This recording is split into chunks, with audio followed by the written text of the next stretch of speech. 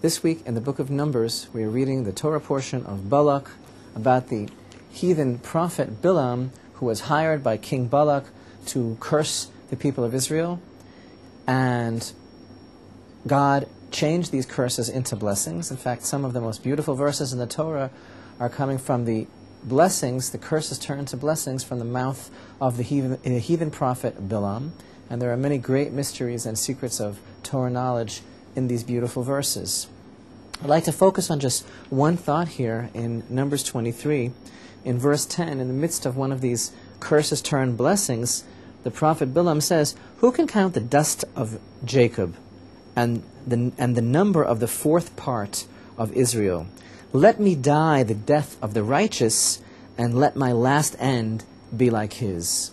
So Bilaam is looking out with his prophetic eye at the people of Israel, looking at how they live, looking at their very nature, and seeing them to the very core of their experience. And he's saying, I'm envious of their portion in the next world. I wish I could die like them. I wish I could die the death of the righteous, and my end should be like theirs.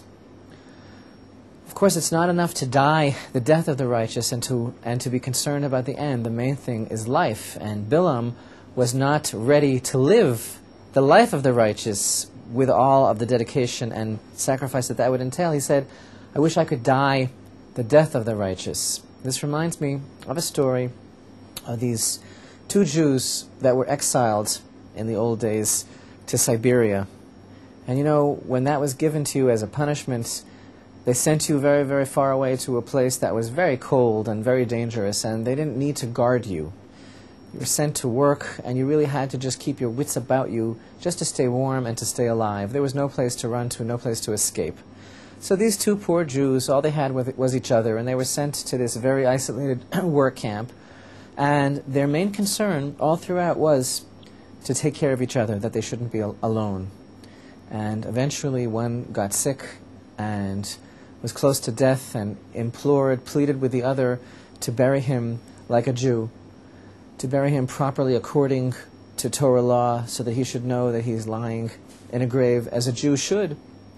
And in fact, he did pass away, and his friend remained behind and was sure to bury him properly. And then eventually, under those harsh conditions in Siberia, the other remaining Jew fell ill and was very, very sick and was going to die. And his whole concern was, what's going to happen to me now? There's no one here to bury me like a Jew, and what will happen to me for eternity? I won't even be able to be buried according to all of the standards of my religious practice, a reflection of how I lived.